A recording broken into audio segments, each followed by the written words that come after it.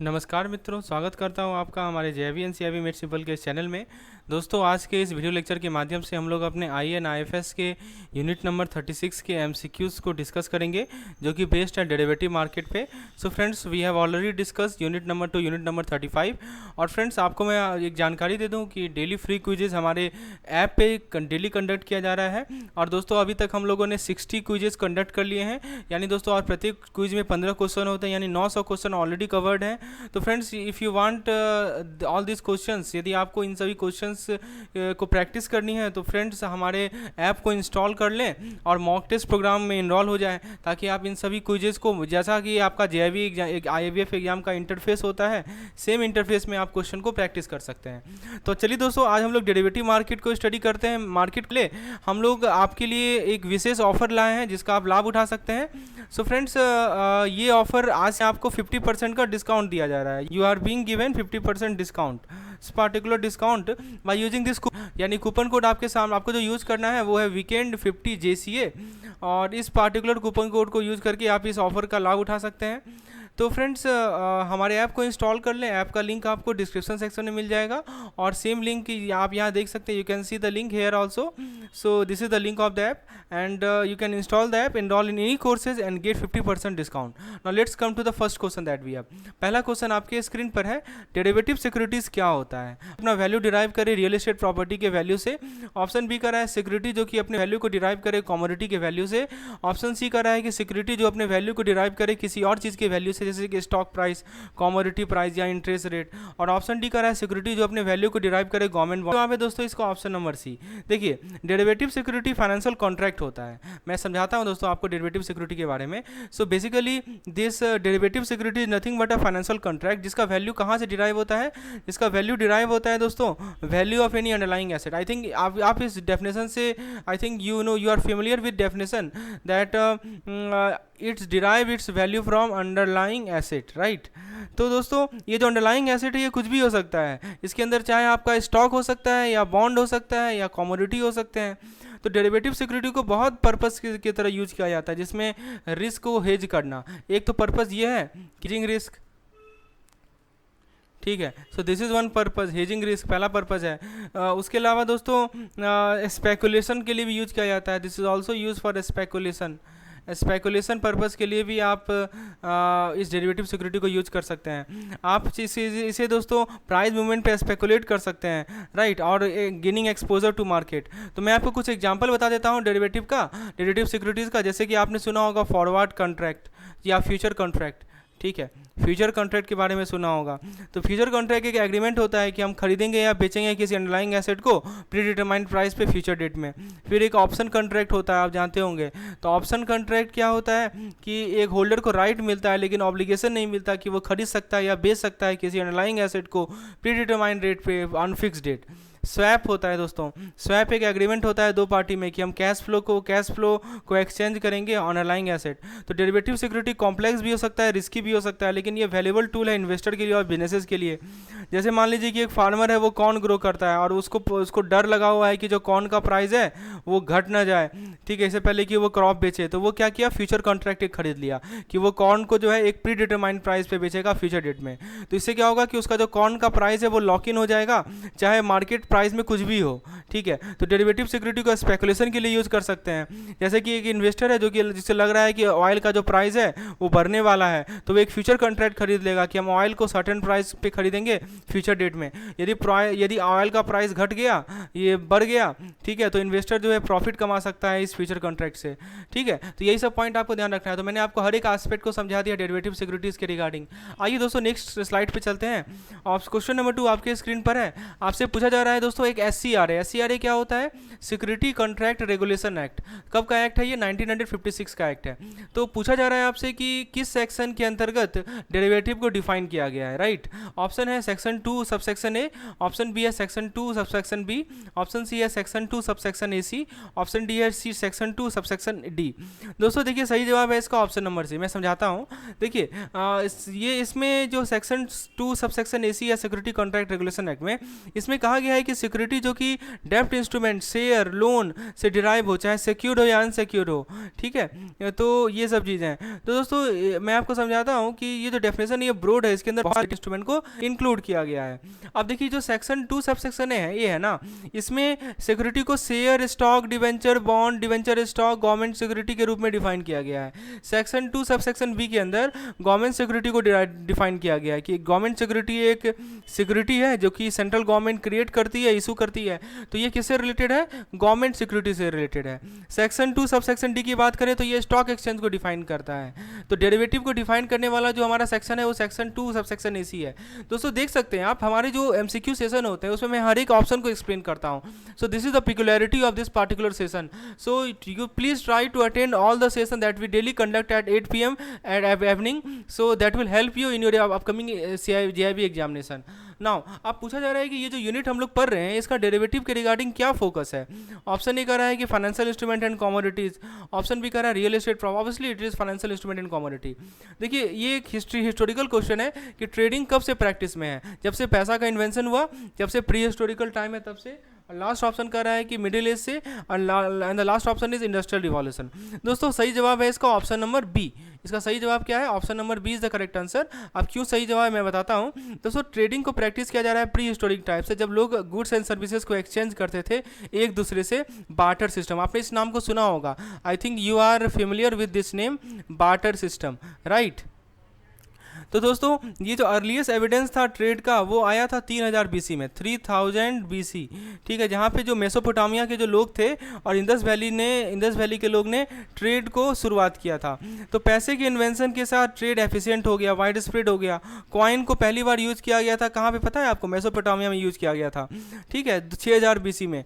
तो दोस्तों ये throughout the Mediterranean region use किया जाता था और ट्रेड इवॉल्व हुआ over the centuries. Middle age में दोस्तों ट्रेड रूट को डेवलप किया गया यूरोप और एशिया के बीच में, और नए गुड्स जैसे कि स्पाइसेस और सिल्क को इंट्रोड्यूस किया गया यूरोपियन मार्केट में। तो इंडस्ट्रियल रिवॉल्यूशन के कारण एक ट्रेड में फर्दर इंक्रीज हुआ, राइट, क्योंकि नए टेक्नोलॉजी को अलाउ किया गया गुड्स को प्रोड्यूस करने के लिए लार्ज स्केल पे।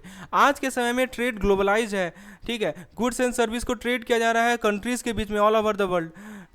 तो this is the point. So the correct answer is option number A, option number B, that is a prehistoric time. Now let's see the next question unit. So the next question is what did people exchange before invention of money. यानी दोस्तों पैसे की invention से पहले लोग क्या exchange करते थे? ऑप्शन है derivative, goods and services, government bond and real estate property. Friends for your information let me tell you that all the questions that I am sharing today are from the Macmillan book only. Also we have 3000 plus MCQs which we have prepared for upcoming JIB examination which you can take help of. So friends question ये है कि लोग जो है money से invention से पहले क्या यूज करते थे? डेरिवेटिव को, गवर्नमेंट बॉन्ड को, रियल एस्टेट प्रॉपर्टी को, या गुड्स एंड सर्विसेज को? दोस्तों सही जवाब है इसका option number B, goods and services को यूज किया जाता था। तो मनी के इन्वेंशन से पहले लोग जो है गुड्स एंड सर्विसेज को एक दूसरे के साथ एक्सचेंज करते थे बार्टर सिस्टम के अंतर्गत। इसका मतलब कि किसी के पास मान लीजिए कुछ ऐसा है जो कि दूसरे को चाहिए तो उसके ट्रेड कर लेगा। जैसे मान लीजिए कि एक फार्मर है, ठीक है, वो मान लीजिए कि वीट है, वीट को ट्रेड कर देगा किसके लिए? शूज के पेयर के लिए, जूता उसे चाहिए तो वीट को वो मतलब गेहूं बेच के वो जूता ले लेगा, राइट। ये सब पॉइंट था, लेकिन बार्टर सिस्टम हमेशा आसान नहीं था यूज करना, राइट। तो सही जवाब है इसका option number B, that is goods and services. Hopefully you have understood this particular question. So friends we have JIB 1 month crash course for you. यदि आप एक ऐसा स्टडी मटेरियल को ढूंढ रहे हैं जहाँ पे आपको सारा कंटेंट मिले, चाहे वो PDF हो, वीडियोज हो, मॉक टेस्ट हो, डेली क्विजेज हो, और आपको क्विक रिविजन कैप्सूल हो, so friends this is the course that you must look for. So in this course you will get each and every content which is required for your JIB examination. So how to access this particular content? You need to install our app. हमारे app को आपको install करना पड़ेगा, जिसका link आपको description section में मिल जाएगा, and you can enroll in this particular course, right? So now let's continue our discussion to the next question. So चलिए हम लोग आगे नेक्स्ट क्वेश्चन को देखते हैं।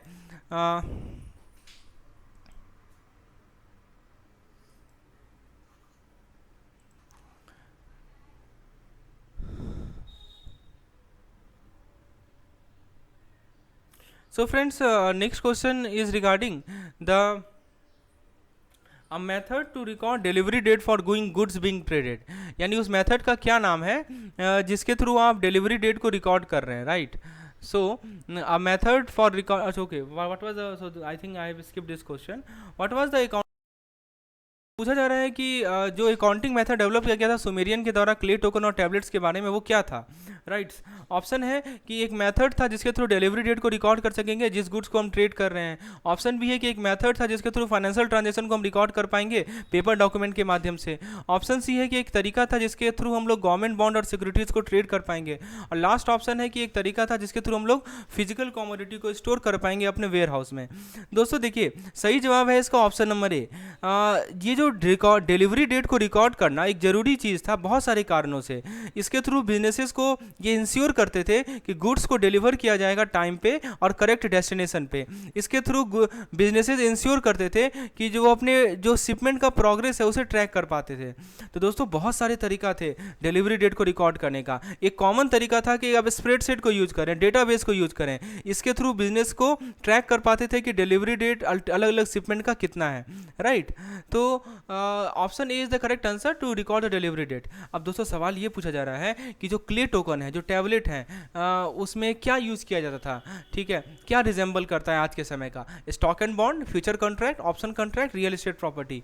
दोस्तों सही जवाब है इसका फ्यूचर कॉन्ट्रैक्ट। देखिए, फ्यूचर कॉन्ट्रैक्ट एक एग्रीमेंट होता है कि हम या तो खरीदेंगे या बेचेंगे किसी एसेट को एक फिक्स प्राइस पे फ्यूचर डेट में। और दोस्तों आपको पता होना चाहिए कि ये जो हमारा फ्यूचर कॉन्ट्रैक्ट है ना, इसका पर्पस क्या है, हेजिंग पर्पस है या स्पेकुलेशन पर्पस है। I think I have explain it, मैंने अभी आपको समझाया था कि कैसे आप कैसे अपने आप को प्राइस बढ़ने से बचा सकते हैं। राइट, प्राइस बढ़ने का जो रिस्क है उसे कैसे सेव कर सकते हैं। Right, and this is about the future contract.